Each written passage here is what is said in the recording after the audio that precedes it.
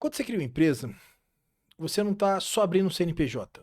Você está criando um novo ser no mundo jurídico. Um novo ente nas relações sociais.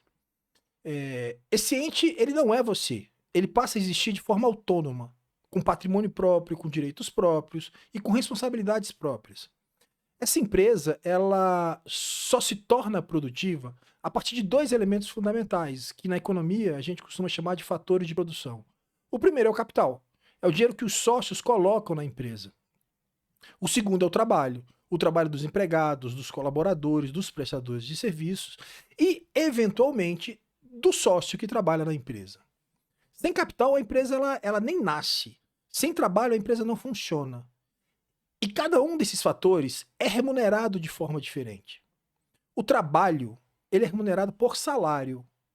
A empresa paga salário em troca do trabalho realizado pelos colaboradores e empregados. Já o capital investido pelos sócios, ele é remunerado por dividendos. Os dividendos, eles não são salários. Não são pagamento por esforço diário. São pagamentos pelo dinheiro que foi colocado em risco na empresa.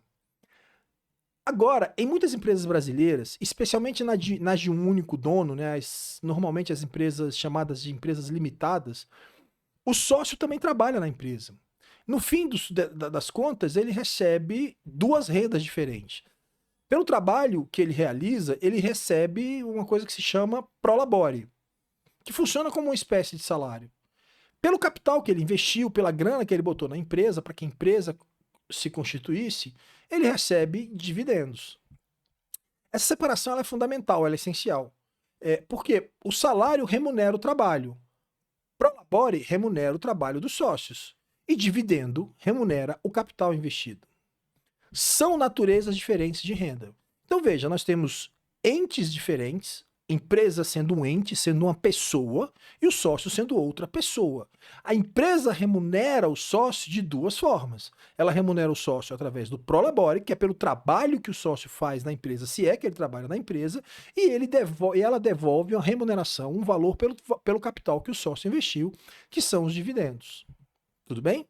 E ela paga aos trabalhadores salários. Os salários pagos aos trabalhadores, quando o trabalhador recebe esse salário, ele paga imposto de renda. O prolabore que o sócio recebe, ele recebe e paga imposto de renda. Salários pagam imposto de renda, prolabore paga imposto de renda. Mas por muito tempo, os dividendos no Brasil não pagaram. E aí surge uma pergunta que quase nunca aparece. Sobre quanto dinheiro a gente está falando? As estimativas mais consistentes, ela indicam que no Brasil, as empresas distribuem algo em dividendos por cerca de 350 a 500 bilhões por ano.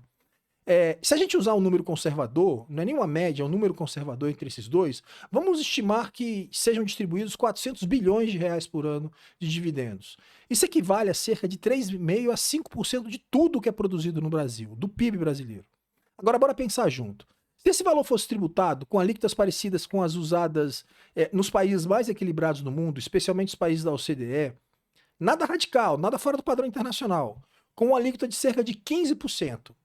A arrecadação seria de aproximadamente 60 bilhões por ano. Se fosse de 20%, seria em torno de 80 bilhões por ano. Com a tributação progressiva, ou seja, quem ganha mais paga mais, assim como é no imposto de renda, como acontece em vários países desenvolvidos, a arrecadação ela poderia ir de 85 a 90 bilhões por ano. E aí entra um ponto importante. Em 2026, o Brasil mudou parcialmente essa regra.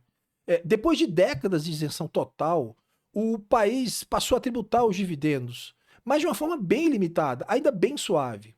A regra em vigor é o seguinte: dividendos pagos a pessoas físicas são isentos até 50 mil reais por mês, por empresa. O que ultrapassar esse valor paga 10% de imposto de renda retido na fonte. Veja, não são nem os 15% nem os 20% que os países da OCDE cobram, e sim 10%. E o que for acima de 50 mil reais. Então há uma isenção de 50 mil reais. Enquanto a isenção do salário é de 5 mil reais, a isenção dos dividendos é de 50 mil reais. Ou seja, pequenas e médias distribuições continuam isentas. Apenas dividendos mais altos entram na tributação. Com essa regra, a estimativa oficial de arrecadação em 2026 fica em torno de 20 bilhões de reais por ano no Brasil. Isso é um avanço? É um avanço. Mas bora comparar. Com a regra atual, cerca de 20 bilhões. Com a tributação mais ampla, alinhada ao padrão internacional, seria algo em torno de 60 ou 90 bilhões. Ou seja, esse potencial de arrecadação seria 3 ou 4 vezes maior do que está sendo arrecadado hoje no Brasil. E aqui entra uma confusão que distorce o debate totalmente, né?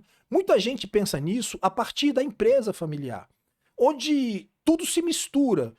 Empresa, dono, trabalho, o que é prolabore, o que é dividendo arrecadado, né? Mas esse não é o modelo de referência do capitalismo moderno. O modelo central é o das sociedades anônimas. Nas sociedades anônimas, por exemplo, os acionistas não trabalham. Ele investe o capital e recebe no final do ano um dividendo se houver lucro na empresa. E quando esse dividendo entra na conta da pessoa física, ele vira uma renda pessoal. É como se fosse um salário, uma renda de uma aplicação financeira. Ele só não aplicou no mercado financeiro, ele aplicou na empresa. Né? É uma renda como qualquer outra. Não tributar dividendo não é neutralidade econômica.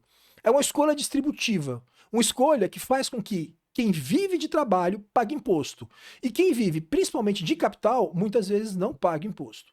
Quando a empresa paga imposto de renda e o sócio não paga imposto de renda, a gente está falando de dois entes diferentes. A empresa está pagando, o sócio não.